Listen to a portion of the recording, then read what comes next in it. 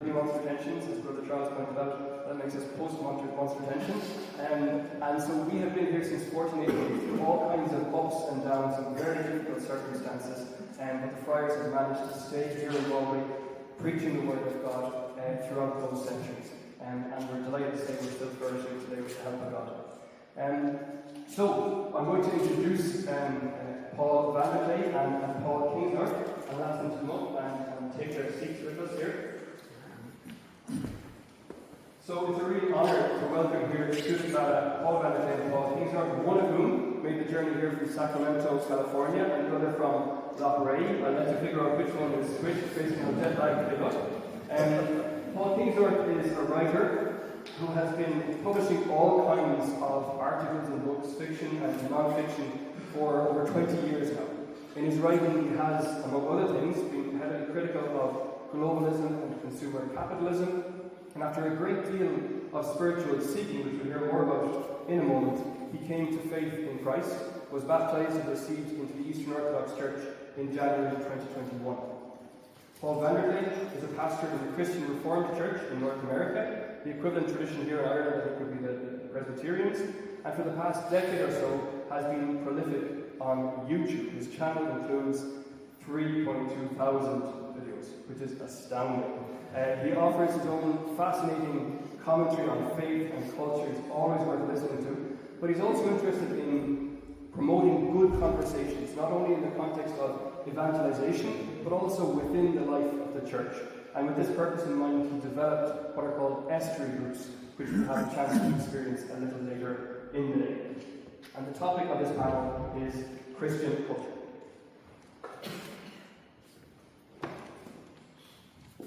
So I'm going to begin by asking you both a very simple question, but a very important question, to tell us your story with the Lord. What's your journey towards faith in Christ? And maybe tell us also about some of the people along the way who helped you in that journey. Maybe Paul Vander Klay, if you'd like to begin. Can y'all hear me? Yes. I'm a third-generation minister in the Christian Reformed Church, and both sides, my mother's and my father's family, were very devout Christian people. My mother's side were Frisians that came over with the cows to a mill town in New England, and my father's side were Jews who married outside their tribe and so snuck in amongst the Dutch and hid their heritage. My grandfather became a minister and pastored mostly rural immigrant churches in the United States and Canada during the middle of the 20th century. And then my father took a church, took a little gospel mission in a grimy little city outside of New York City called Patterson. But I listened to Martin's story about sleeping outside of Newark Airport. That's Patterson. And my father, probably never having known an African American, took a church in an African American community, and I think having learned my grandfather was a very boring preacher. In fact, he was so dull that one church, they called him sight unseen. He preached a sermon, and they tried to back out, and he wouldn't, but it was his ability to love people that won the church over to himself. And my father, knowing probably nothing about African Americans, came to Patterson, New Jersey, and showed that same kind of love to African American men and women, sort of moving out of the Jim Crow South into the industrial North, and spent 36 years there, loving people and pastoring them. And so that's my legacy. And I never wanted to be a parish minister, and so I was a foreign missionary for a while. But then for reasons, I came back to North America and voluntarily took a church in Sacramento, California, that was not only African Americans and Hispanic and Asian peoples, but and so I pastor that lovely little church in Sacramento, California, and somehow I did something on YouTube, and here we are. I might ask you, did you ever resent being a pastor's son? Was that ever challenging? I never really resented it. I was called Little Rev, and so I decided I didn't want to be a minister. But after I found myself pastoring a little church and really enjoyed it. And so my father, towards the end of his ministry before he retired, I asked him one day, I said, because I had met some cynical pastors who had pastored long and in quiet moments had nothing good to say about their churches. And I had never seen that in my father. And so then I asked him one day, I said, Dad, how do you feel about pastoring? You've been doing it for 40 years. And he says, I love it more and more every day. And so, you know, there was never a time in my life where I felt distant from the Lord, but certainly the Lord has taught me a number of things, usually through my own failures and brokenness. But the example of my parents and grandparents, I think, you know, served as a testimony and laid a foundation that only later in life could I really appreciate and unpack. Wonderful, thank you. And well, Kingsnorth, you're not a third generation minister, so would you like to tell us about your story? Yeah, I think that's safe to say. I was actually talking to a friend in the audience just before we started, and I said to her, if you'd said to me even 5 years ago that I'd be sitting on stage in a church talking about Christianity, it would have been an impossible thing to believe, which it was. It's been a strange journey. Well, look, my journey maybe is quite typical for a lot of British people, a lot of English people. I grew up in England in the 80s, in the 70s and 80s and 90s. I'm losing count now, so old. In a very ordinary, very kind of suburban upbringing, no religious parents, no religion in my family. It wasn't anti-religious, it just wasn't religious. I suppose there had been Anglicanism in the family, but my dad was opposed to religion and my mum wasn't interested. So I never considered religion as a thing when I was young. The story in the culture then was that religion was a thing that we were all growing out of, and we leave it behind because it was superstition, and now we have science and progress, and we kind of all sort of believed that, didn't really think about it much. Had to sit through religious assemblies at school, didn't take them very seriously. Didn't listen to anyone talking to me about Christianity, interestingly, because this was back in the day when we still had to sing hymns in assembly, and you would still have to go to the chapel in the school and listen to a vicar. It just didn't seem like it had anything to say to me. What was it for? Was it a set of moral rules that we had to follow? Why? I didn't see any relevance in it, so I just kind of grew up and ignored it, as you do. My life took me to university. Then, what I was when I was young was a great nature lover. My dad used to take me on a lot of walks across the mountains. I very much fell in love with nature. When I look back on that now, I think that was my spiritual formation. I was getting something very powerful from spending time walking and camping in the wild places of Britain, and I was having what I would regard as spiritual experiences now, but I wouldn't have used that word. When I grew up, when I went to university, I became an environmental activist. I wanted to protect the places that I'd had these experiences in. And that was kind of my religion for a long time. I wrote a lot about environmental activism and nature and the attacks of the modern world on it as I saw it. But as I grew, as I got into my 30s, early 40s, it became clear that this was something that was not really a political question, wasn't really an economic question, or even a philosophical question. It was a spiritual question, actually. The whole thing was a spiritual matter, and as you get older, of course, you start to say, well, what's the meaning of anything?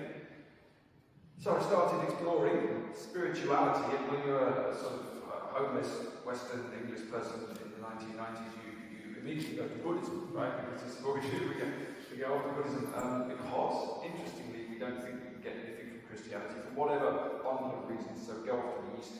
So I practiced Buddhism for 67 years, got a lot from it, but there was an increasingly obvious void, and I realised with some horror that this void was God-shaped. And actually what I was looking for, or what was looking for me, more likely, was God. But what was this God? I didn't know what that was. And again, of course, I didn't look to Christianity because that was the thing that was unfashionable and backward and didn't have anything to say to me. So I dug around in all sorts of places, mythological places, philosophical places, decided I wanted a nature religion, ended up as a Wiccan, as a modern witch for a while, for a year or so, experimenting with kind of nature religions and didn't really know what I was doing. And I was feeling increasingly discomforted. It was a very interesting experience for me. And I remember at one point thinking, I don't know what I'm doing. I'm looking for something, but I don't know what it is. And I'm in the wrong place, but I don't know what to do. And there was this one time, I was in my back garden, I remember this very particularly, and it was a night, and I just thought, spontaneously, I just got my knees on the ground in the garden, and I said, okay, God, if you exist, show me what to do, show me who you are. And I don't know what the timeline is, but it really wasn't very long after that I had this dream with Christ in it, and it was very, very clear, and he was saying something, he was doing something, and then I woke up in the morning and I thought, wow, what was that? I wrote it down and drew it on a piece of paper, which I've still got. And then all of these Christian things started happening to me. I kept having more dreams. Suddenly I was meeting Christians everywhere. I was running a writing course at the time. All these Christians suddenly started coming to me and saying, could you help me with my writing? Priests would say, could you help me with my sermons? I discovered that people I knew actually were Christian all along and hadn't told me. And I realised there was some horror that this question I'd asked was being answered. And it was pushing me very hard towards Christianity, and I was very bodily dragged out of this wicked thing I was doing. I felt I couldn't do that anymore, so I stopped doing that. To cut a long story short, that was what made me Christian. And it was a very profound experience, but I felt like I had to search for a long time. I had to be taken right down to the depths of not knowing what the hell I was doing, and asking for help. And that was what happened. It was very surprising to me. I resisted it for a while because of what I imagined Christianity was. I thought, I don't want to be a Christian. Boring, it's irrelevant, I don't understand it. But when I sat down and read the Gospels, which I'd read as a young man just for interest, I suddenly realised that this Jesus was somebody I didn't know at all. And then when I started really digging into Christianity, I thought, this isn't what I was told it was, or what I foolishly imagined it was when I was young. This is something really quite different. And that's still what I feel. And so now I'm in this unfolding journey that's been going on for about 5 years. And since I'm a writer, I've just been writing about it, because that's what writers do. We can't stop writing about whatever's happening in our lives. I've had so many people writing to me and saying the same sort of things happening to me. It's really interesting. I would never have imagined 5 years ago that I would be here, but here I am. So there's something wider going on that I seem to be just one small example of, I think. That's wonderful, thank you so much. And I'm just thinking of just last Sunday, I met a man outside the church here, and he said he was an atheist, but was kind of doubting his atheism, and he'd be going to read the Gospels. And I said, now things are going to happen. My main question to you after that is, do you help priests with their sermons? No, I don't know. You've got AI now, you don't need Absolutely. I mean, how has your life changed since then? How has your writing, your creativity changed since then? What kind of continuities are there, discontinuities? Yeah, that's a very good question. I'm still trying to work that out. So, as I say, I'm a writer. I've written 3 novels. I've written a few non-fiction books, which were largely political, ecological, and a couple of volumes of poetry, which you'd probably be better off not looking at. And since I became a Christian, I've been writing on Substack about my journey. Now, I became an Orthodox Christian. I was baptised by Father Julian here in the River Shannon in January 4 years ago. So I survived being baptised in the River Shannon in January, which again is something I would not have expected. And I've been writing about my journey into Orthodoxy and Christianity generally, and my understanding of that, what I'm trying to do as I go along. So I've just been writing about what interests me about some of the saints, about some of the aspects of the journey. What I haven't worked out yet, and this is something that interests me at the moment, is how, if I were to write fiction again, what kind of fiction I would write. How can you be a Christian novelist? Do you want to be? What does that mean? I don't know. I've been thinking about this quite a lot. But it's the thing about Christianity, and again, I didn't realise this before I became a Christian. If you told me all the things that were going to be turned upside down, I might not have done it. But of course, this is not just an add-on to your life. When you decide you're going to follow Christ, it turns your entire life upside down. So it's not just another thing you've chosen to do, like learning to draw or something. It's everything. So everything changes, including not just the thing that you're writing about, but the way that you're writing, the way that you have to try and react to the world, especially if you've got a public profile, then you have to behave like a Christian in public, right, which is the challenge on the internet. So all of these things, Paul knows more about this than me, right? There's a spiritual challenge for you. Can you behave like a Christian on the internet? That's very difficult. That's hard work. But so all of these things, I suppose, are being turned upside down all the time, and it's just a journey, and it continues. but I wouldn't have it any other way. It would be impossible for me to imagine going back to the person I was when I hadn't had this come to me. I remember very particularly a thing that Father Seraphim Rose, an Orthodox monk from the United States, said. He's a very interesting example. I've actually just written a piece about him for the Free Press in America. Seraphim Rose was a young man who grew up in the 40s and 50s in America. Very, very intelligent young man, brought up a Methodist, became an atheist, spent his whole life searching for the truth, learned Chinese so he could read the Tao Te Ching, ended up walking into an Orthodox church and having a profound experience, ended up being an Orthodox monk who founded his own monastery in California. But one of the things he said, I always remember, he said, I spent all my life looking for the truth, trying to work out what philosophy or idea the truth was. And then I walked into this church and I realized the truth was not an idea, it was a person. It was Christ, and I met the person. And then everything was changed. So the truth is not, and I think a similar thing happened to me. If you're a slightly intellectual person, you imagine you just read enough and study enough, you can find the truth. And it's not that. You have to meet the person who is the truth. And then shut up and sort of follow him along and see where he takes you. And that obviously is still happening to me and I suppose everyone. That's wonderful. Thank you so much. So our panel is addressing the question of Christian culture, and so maybe the two of you would like to say something about what you understand by that term, Christian culture. So, Vander Klay, would you like to lead off? Well, I have to confess that my faith doesn't have a dramatic turn in it like Paul's does, and my faith is the product of a Christian culture. I think culture is one of these things that human beings can't help but do. Recently I was thinking about St. Anthony, and Martin has been writing some wonderful pieces about the turn to the desert, and I thought about the scene in the movie Forrest Gump, where after everything has sort of come off the wheels with Jenny, Forrest, who loves to run, starts running, and he starts running across the United States from one end to the other. And Forrest doesn't say anything, but everybody sort of imagines, oh, look at this. And of course, I was young enough to remember the jogging fad in the 70s. And so in the typical style of the movie Forrest Gump, everyone starts jogging and wearing Nikes, and they're following Forrest as if he's a holy man. He's changed the world. And then at one point, he just stops. And they're in awe. We can't help but make culture, especially when we do something profoundly spiritual, whether or not we know it's spiritual. And one of the things I'm indebted to Tom Holland for is the observation that I read with his book, where he had, in some ways, perhaps a similar story to Paul's, growing up in England, but at one point being fascinated by the Greeks and the Romans, and then at some point realizing their barbarity, and understanding that this Jesus of Nazareth, somehow working with a dozen apostles and a few dozen more followers, crucified by the Romans. All of his followers claim he's risen from the dead, but you would think he would show up at Pontius Pilate's again and say, how do you like me now? But he doesn't do that.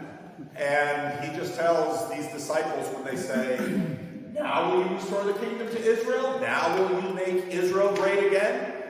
He says, it's not for you to know the time or the place, but you will be my witnesses. And over a few hundred years, he colonizes the Roman Empire in a strange way, of course, through Constantine, but he keeps doing this to us, and he won't stop, apparently.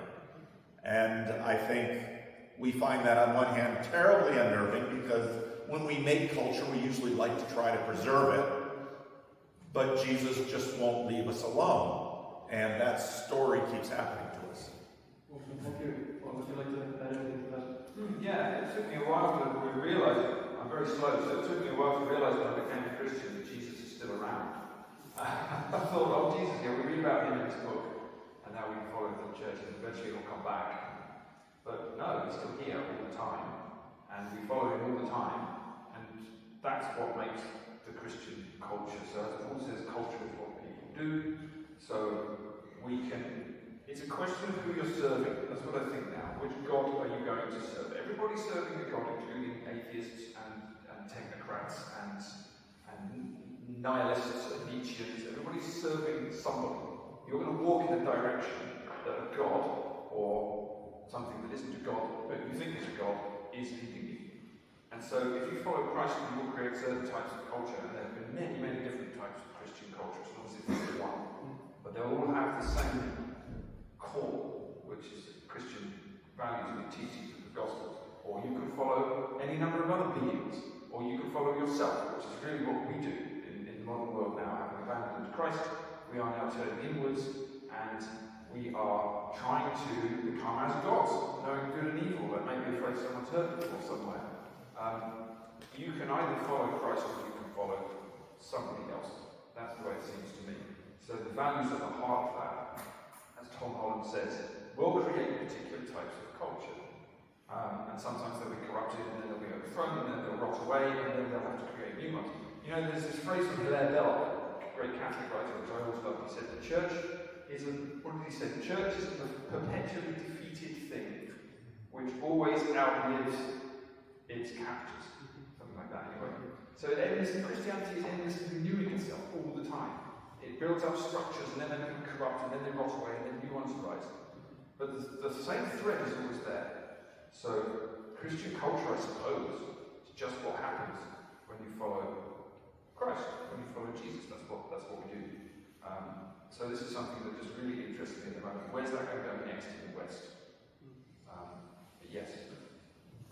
Great, and I think both of you are very much on the same page there. But for many people, when they say Christian culture, what they sometimes mean, and all these Twitter accounts with Christian culture or classical culture or Western civilization, and they're promoting various elements or aspects of Christian culture in the past. And so the paintings of Angelic or short stories of G.K. Chesterton or whatever it might be. So those elements of, let's say, past Christian cultures, are they important for us? Can we put them to good use? Are they sometimes put to bad use? Do you have any thoughts on that? I think those things are secondary fruits. There's a wonderful quote I came across from the liturgical artist Hilary White, who has a Substack which is worth reading. I can't remember what it's called, but she writes very intelligently about Christian art and culture. She said, Christian civilization is a secondary fruit of Christian mysticism. And what that means is, at the heart of Christianity is prayer, is the Eucharist, is the relationship you have with Christ, the cycle of the religious practice that you have, which is a mystical thing. By mysticism we mean direct connection with God. And as a result of that, cultures may flourish, things may happen, people may write poetry, people may make beautiful stained glass windows, people may create beautiful churches, people may do any number of wonderful things, but those are secondary fruits. They're culture. And if you confuse culture with Christ, start following the culture, regardless of what was actually at the heart of it, you've gone in the wrong direction. So it's not that those are bad things. They're not bad things, they're beautiful things. I could spend my life wandering around small parish churches in England, or indeed wandering around holy wells in Ireland, which is, I set myself a little task when I was 50 years old. I set myself a personal pilgrimage task. What I did when I was 50, on my 50th birthday, on the eve of my 50th birthday, I went on a pilgrimage, and I went to a cave, which is not very far from here. The cave of St. Conor McDonough, who's one of my favourite local saints in the borough. He lived in this cave for 7 years, and he came out and found and killed McDonough, which I probably pronounced wrong. Apologies. I actually got on within the walls of Galway, not out here. But I hope you will forgive me. I lived here for 10 years, and I'm doing my best.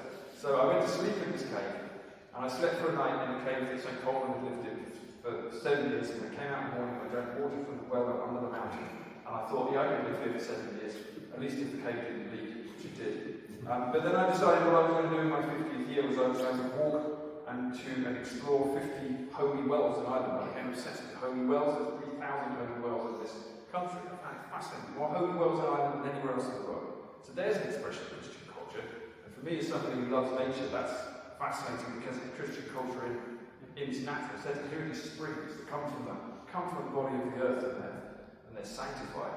So there's an example of that. But you don't follow the bell, or worship the well, right? The well is an expression of your Christianity, what you're doing. So we have to be careful. There's a lot of stuff around at the moment because a lot of people are very nervous about the state of the West, which is not in a good state. And so they want to go backwards and say, well, I need Christian culture back. But you don't get that without Christ. You get Christian culture by following Christ, not by just trying to go to the cathedral just because it's our culture. You know, so that's the subtle thing, the little trap you have to avoid. We will come back to that point in a moment. I would like to add anything to that, the good and bad uses of elements of past Christian culture. I don't know how my grandparents would understand me here on a beautiful mosaic in a beautiful church called St. Mary's in Ireland. There's this, in Western culture, there's this tick-tock of culture where each generation rebels against the next. And in my own Christian Reformed church, once again, this generation is tearing the church apart, fighting over a current issue, which is important, but not fighting well. And, I come from Dutch Calvinists, and even the Dutch Calvinists I come from rebelled against other Dutch Calvinists who were too cozy with the state. And they didn't like the state deciding who could be a minister. They thought the congregation should decide who the minister should be. And back and forth we go. The reason I like hanging around with these two guys, Martin and Paul, is because I'm a pastor, and pastors are thieves. We listen carefully for words, and then when we hear one we like, we steal it. And this morning I heard Martin Shaw on YouTube say, you can't draw Christ with just one line. And I was thinking about Jonathan Edwards, the great American theologian and philosopher, who Tim Keller picked his pocket when he talked about Christ's diverse excellencies. What I heard Paul do with his Erasmus lecture is set off the balm of Christ. And it's not the balm in Gilead, it's the balm of Jesus that keeps fracturing and fracking our culture. And when he says, you must come and die. But Christ, to the Gadarene demoniac, who Jesus has just released from his chains, released from his torment, he comes to Christ and says, I will leave everything to follow you. And he says, go back to your family and tell them what God has done. And to another one who would follow him, he said, he quite reasonably says, Lord, first let me bury my father. And Christ says, let the dead bury their own dead. This is our master.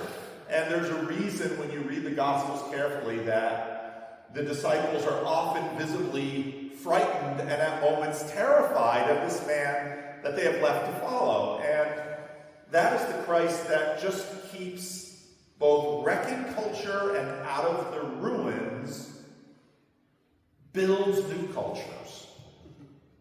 Wonderful, thank you so much. And I guarantee you that was the first time ever Jonathan Edwards was quoted in this church. Paul Kingsnorth, you recently made waves, some of you might be familiar, in a talk entitled Against Christian Civilization. So can you explain, you already kind of touched on it, but if you'd like to explain the argument you made there, and maybe in the wake of that, what kinds of conversations have you had on that topic? Well, I was invited to give this lecture in the United States, which is one of my first things magazine called the Erasmus Lecture. And I hadn't really heard of it actually, so when they invited me to give it, I went and looked it up, and I discovered to my horror that lots of the previous lecturers have been great theologians, and one of them was Joseph Ratzinger. So, and I said, I think I'm in the right league for this, are you sure you haven't made a mistake? But they said, no, come and do it, so I did. So I thought I'd better do something interesting. So I entitled my lecture Against Christian Civilization, which is a deliberately provocative title, but as Paul says, if Christians aren't being provocative, I'm not sure what we're supposed to be here for. Not for the sake of it, but just because that's the bomb that has been laid. And the argument I was making, well actually I drew on an interesting notion from a Native American, Charles Alexander Eastman, who was, he was born in the mid-19th century, and he was one of the Native Americans who were in the Dakotas Sioux, and he was one of the people who had his entire culture erased, and all his land taken away by the expansion of America, by the expansion of European white people into America. So he lost all that, but he became quite a westernized person very deliberately. In order to, his life's work was to attempt to merge, maybe not exactly merge, but combine the best of Native American culture with the European culture to try and take some of that in there. He became a Christian. He spent a long time actually evangelizing to Native Americans. And he wrote an autobiography called The Soul of an Indian. Towards the end of it, he had this phrase in there that really stuck out when I read it. And he said, after 30 years of watching it, and 30 years of being a Christian, I've come to the conclusion that Christianity and modern civilization are opposed and irreconcilable, because the values of them are fundamentally different. So, what I was trying to say in my talk is there's a big movement around at the moment, I talked about it just now, to protect Western culture, to revive Western culture by going back to its Christian roots. And it does have Christian roots. And as Paul said, Tom Holland's book Dominion is maybe the best example of it. If you read that book, it gives you a fantastic overview of how Christianity fundamentally built the West, not just in terms of the churches and the architecture, but all of our values, the things we think are right and wrong. So it's true, but there's a good movement of people around now, not all of them actually even Christian, who want to go back to Christian culture in order to do something called protecting the West. So they start with a thing called the West, which we all like, then they say, well, it has Christian roots, so we're going to go back to those Christian roots and defend the West. And it's fundamentally the wrong way around. Because you end up then in the church sort of LARPing Christianity because you want to protect the fruits of Christianity. But as I said before, this Christian culture existed because it had Christians in it. Because people followed Christ and the culture came from that. You don't get to do it the other way around. It's like C.S. Lewis said, if you aim for heaven, you may get earth thrown in. If you aim for earth, you get nine. So you can't protect Christian culture without being a Christian. That's how it works. I also pointed out in that lecture that if you look at the 7 deadly sins, and then you look at the values that are promoted in Western society today, not only are we not avoiding those things, we're monetizing every single one of them. Right? Greed, lust, pride, vainglory. There's a lot of money to be made in all of these things. So fundamentally, we're not a Christian culture anyway. Protecting the fruits of what used to be a Christian culture in the name of defending Christianity is almost, it's very twisted. So, the point I was making was not Christian culture is bad, quite the opposite. It's that the thing we have at the moment is not Christian culture. If you just try to defend the structures without the heart beating in it, you're in the wrong place, you're idolizing culture. And you have to follow Christ, not culture. It may be that he's leading us out of the ruins of this particular civilizational culture into something else. I don't know. Christian cultures will always happen, but you have to be very, very careful not to misuse Christ, to misuse Christianity to try and defend something which actually fundamentally is a worldly thing. Worldly things will happen as a result of following Christ, but you don't sort of attempt to or pretend to follow Christ because you like the worldly things. It's the wrong way around. So that was the end of that talk. And when Paul says it has sort of seems to have made a few waves, so I'm glad about that. So but it's a thing that's very, very live in the culture at the moment. That's why. Yeah, thank you so much. And of course, it's possible that people who are seeking to save Western civilization might happen to meet the living Christ within the things that they're trying to save. Paul Vander Klay, I mean, you watched that lecture and engaged with it. Is there anything you wanted to push back against, or to nuance, or to disagree with, and so on, or are you totally on the same page? I was very happy with the lecture because I knew what the lecture was going to do. And it's done it magnificently. It's provoked, I mean, it's fun when other people get angry at Paul instead of me. Go ahead. As I said, this idea of diverse excellencies, of not being able to draw Christ with just one line. I've been preaching as a local pastor. We're in the Gospel of Luke right now. And you get into Luke 6 and you have the Sermon on the Plain. And I was always chagrined with, I'm at a council meeting and someone else has to do devotions, and so they grab a Bible and, oh, there's this pretty part in Matthew, where is it? Oh, blessed are the poor in spirit, for theirs is the kingdom of heaven. And I always think they never really looked at the Beatitudes in the Psalms, because the Beatitudes in the Psalms are glorious. Blessed are those who do all the right things, for God is looking over them and will bless them richly. It's absolutely lovely. But Jesus' Beatitudes are just so problematic. And they're even more stark in Luke. You know, blessed are those who mourn. But then you get into Luke 7, and Jesus, with everyone who's just having fun watching Jesus heal the sick and multiply loaves and fishes, and they're waiting for the next miraculous show to start, finds a funeral procession leaving a town, and there's a widow whose only son is dead, and everybody knows what that will do to her in her life. And Jesus doesn't stop and reiterate the Sermon on the Plain and say, "Oh, lovely woman, blessed are you because your life is now destroyed." But he raises her son.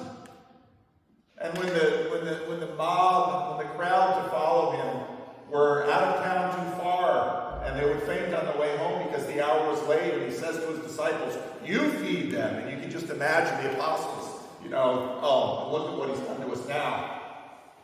And he doesn't say, "Blessed are you who are hungry," for no, he feeds them.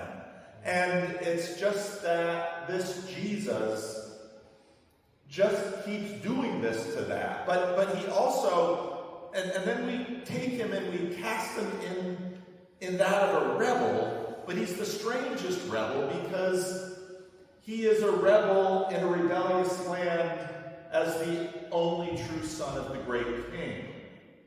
And I love this vision in Isaiah 60, where the Jews who have been just devastated by the Syrians and the Babylonians, and they're scattered throughout the world, and they're just so doggone stubborn, they don't relent and give up on their God. And there's this vision of them being restored to their land, carried by kings, nursed from their breasts, the breasts of kings. And I always just, let's put that image. But the image that this Christ gathers where he did not sow. And so he goes out into all of this rebel world, and he takes these bits of culture that have been crafted in rebellion against him, and he says, "That is mine. But I'm going to have to break it a little first." And so what I loved about Paul's lecture was, yeah, he broke some things. But Christ always picks up these fragments and puts it together in a new way that sometimes even his closest followers look at and ask, should you really do it that way? And that's sort of where we are. But if you know anything about masters and disciples, he's the master. Great, so I think we have time now for some questions. So if Nathan would like to take the microphone. There's lots more that we could talk about, but I think it's important to give you all a chance to engage here with our two Pauls. And I meant to apologize in advance. We were meant to have three Pauls. We had a Holy Trinity. Father Paul Murray was meant to be with us as well, but he's got quite serious health problems, so he wasn't able to travel. I'd ask you just to keep him in your prayers. So if you'd like to just raise your hand if you'd like to question or comment, there's down in the church there. And just if you could try to hold the mic nice and close to your mouth so we can all hear. Hiya, my name's Karen. This is a question for Paul Kingsnorth. What was it like initially trying to build a relationship to God? As in a kind of a genuine relationship, with something that, certainly for me, I feel quite alienated from. So it's like trying to build a relationship with a stranger. So I'm just wondering what you're, probably coming from us in the background, what your kind of feelings were around it. Yeah, that's a good question. I suppose the answer is that obviously it's still ongoing. I think maybe when I first became a Christian, I became baptized, I thought, well, that's the end of the journey, of course it's the beginning of the journey. I thought, I've gotten to the harbour, now I have to get off the boat and start walking up the land. I have to try and follow this figure through the mist, and he keeps disappearing and reappearing again. I'm not sure where he's leading me, and I hope there's not a cliff there. It does feel like, I think when I first became a Christian, having sort of resisted it and not wanting to be one, and then accepting that I was one, and then deciding that was quite exciting, I thought, well, I'll just be one on my own. I don't need to go to a church. One of the things that we have, certainly in Britain, this is the case, I think it's probably the case here as well, amongst younger people, certainly my generation and younger people now as well, there's a great resistance to the church, great resistance to hierarchies, to authorities, to priests, all of these things that for better or for worse we've decided are things we don't need. But we still want Jesus somehow, we still want Christ, we still want God, but we don't want these intermediaries. And so I thought, well, I'll be a Christian on my own in my bedroom. I've got YouTube, you know. I always watch this weird guy from Sacramento or something. He'll show me. Or, I don't know, whatever. And I did that for a while, and then I realised this wasn't going to work. Jesus didn't give us any theology. Jesus didn't write anything down, did he? Except for that one story where he's drawing in the dirt with the woman. He's writing in the dirt with the woman's being stoned. And I always wonder, what is he writing? Why is he writing in the ground? But he doesn't give us any writings. He doesn't give us a theology. He gives us a church. He gives us a group of people, and he says, go out there and do this thing. So I thought, well, you can't be a Christian without joining the church. So, long story short, I joined the Orthodox Church. That's another story, but the relationship I have, I suppose, working out how to have this relationship with God through prayer and through the church is what's taken me towards that. The teachings of the church, reading the lives of the saints, going to the church itself, following the rule of prayer and fasting and liturgy has given me a rhythm in my life that I didn't have before, which is given to me by something from the outside. I don't have to make it up myself. And whenever I go to the liturgy and then I take the Eucharist, I feel different afterwards. And the relationship with God in that sense is very physical. It's actually, we have the blood and the body of God. That will change you. You know, it's not just some bread and some wine, which is what I thought it was to start with. Something's going on. So it's like I remember somebody once said that this kind of relationship with God that you're trying to build up or is trying to happen to you, it's like water dripping on a stone and slowly eroding it away. It feels like it's that sort of pace. And also for me, as somebody who's always been a bit of a control freak, I like to be in control of things, I like to make plans, I like to make lists, I like to achieve things, I like to write a book and say I'm going to finish a book by a deadline. It doesn't work like that. You have to put yourself in the hands of God. And sometimes it seems very clear what's happening and where you're going, and other times you have no idea at all. So there's a kind of radical trust, I suppose. That's the best way I can put it. I just decided that after everything that would happen to me, I'm just going to do this, and I'm going to follow where I'm taken. I'm going to try and work out where I'm taken. I'm going to keep going.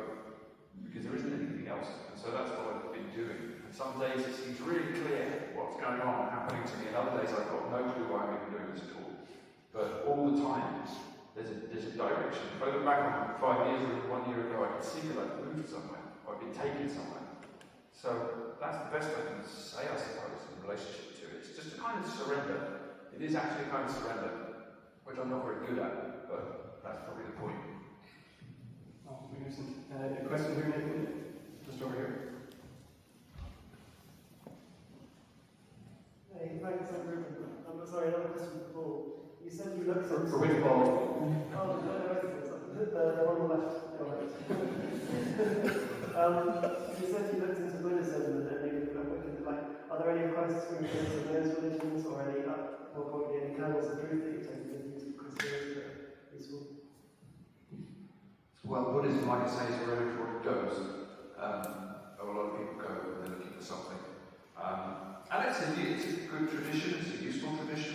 Buddhism is, I think, best seen as a method. That's what the Buddha taught it as. It's not a religion, it's a method. And it's designed to relieve human suffering. And if you follow the method, it does work. But as I say, the lack of, Buddhism does not contain Christ, which turned out was either what I wanted or what wanted me. So that's why I ended up not being in that place. But I look back with fondness on Buddhism, and the practices of, say, sitting in Zazen, sitting in meditation in certain traditions, especially Zen, Chan, which is my tradition, are really not dissimilar from some of the practices of prayer. They don't take you to the same place. But the sense of stilling your mind, emptying your mind, focusing on what's the various distractions that are coming in. It's useful actually, in very practical terms, it's useful. But as I say, in the end, it was not what I needed. But there's a lot of people come through Buddhism and end up in Christianity, it turns out. It's a very, very common career path. Because often I think it will just open things up, which will very usefully open things up that will just bring you further questions, change you, and then make you open to kind of actually the next step, which is, oh, there's God, what do I do with that? So yeah, it's a common thing. Okay, yeah, the last man I baptized was a teacher of the Pastoral meditation for many years and met Christ through meditation. Is there a question over here? Yeah, standing at the bit of there, yeah.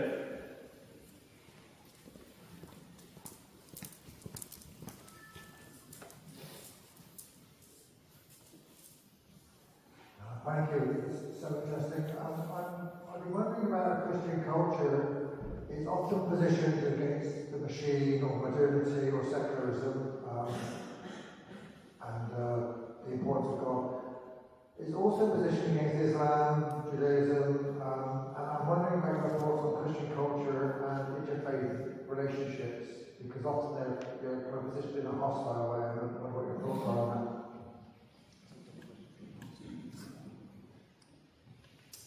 Culture is about doing things a certain way. I do things this way and not that way. When I think about the broad sweep of history after the Reformation, the founding of America, for example, America was different in that actually originally they did have little state religions. Massachusetts was the last state to give up its religion. And what grew then after the American Civil War and into the early 20th century was a Christian civilization without a state church.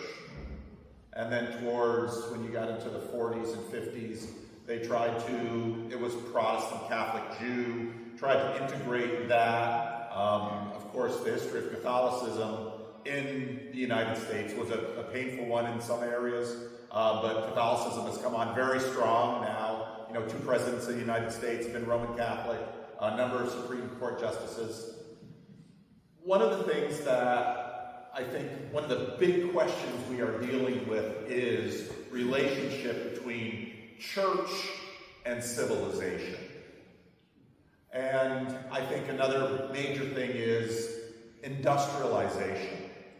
As I listen to Paul about the machine, in some ways, I think what he's really pushing against is what I call industrial Christianity, where we think of human beings as raw material, we think of the church as a factory, and we think of the Christian life as so many identical widgets mass-produced. And any even brief perusal of the saints of the church will show that Christ loves variety. So we have to deal with pluralism in a way that we really struggle with, because culture is about this and not that. And having other very sophisticated, powerful cultures to have to reckon with means, what is church? What is civilization? And then, of course, post-industrialization, the nation state, what is the state?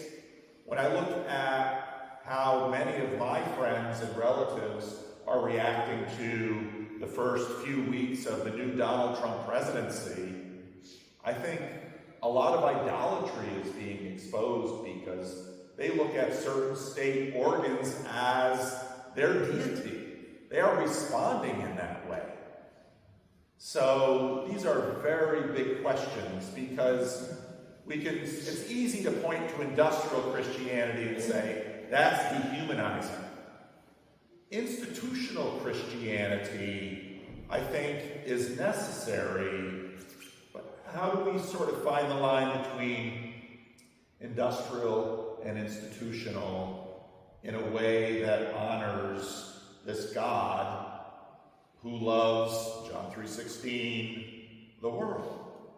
So it's very, very difficult. I'll just add something to that, if you don't mind, on the question of other religions and things. I think the answer is you have to stand for the truth in love and not stand for the truth in hatred. My wife is not Christian. My wife is Sikh, actually. She comes from an Indian family. She's British like me, but she grew up in Sikhism, came back to it in her late life. So we have different religions. And it's actually very fruitful because we have a lot of conversations about this. The similarities between how Sikh is supposed to live their lives and how Christians are supposed to live their lives are virtually identical in terms of the way you have to behave in the world. There are differences. I'm not going to dilute my religion and try and merge it with hers or pretend that Christ and Guru Nanak are the same thing or something like that. We don't have to do that. And that would be the same within Christian denominations. Here we are, 3 Christian denominations. We're not all the same. We can have arguments about things if we wanted to. We don't have to do that because we can see the commonalities. We can see the stuff that really matters. And we can do that with other faiths as well. We don't have to compromise and merge everything into a big sort of synchronistic blob, synergistic blob. But neither do we have to regard everyone who has a difference to us as an enemy that has to be destroyed. That's the trap of the devil. Both of those are kind of the 2 extremes. There's a notion in Orthodoxy actually, which is called the royal path, which is when you walk the path between these two. And it's not a sort of mushy river of road compromise, but you have to be careful not to fall into the 2 extremes. The one in which everyone who's different to you is a heretic going to hell, and the other one in which, hey, everything's all the same really, and so none of these things really matter. Neither of those things can be right. So you have to follow the truth, as you've seen the truth to be. But you have to treat everyone with love, because that's what Christ tells you to do. You have to do that. But as somebody once said, I quite like this, he said, Jesus, I think it was Stanley Howard also said this, Jesus told you to love your enemies, he didn't tell you not to have any. In fact, telling you to love your enemies implies that you have them, right? And if your enemy is somebody who stands for something different to you, we've all got them, but you don't hate them. They're all God's children, so that's the challenge, it's the really difficult bit. And in the age of culture, wars, and social media, it's 100 times harder than it has been, but then maybe that's what we have to rise to. I think that's a wonderful place to end. Let's show our appreciation to our 2 brothers.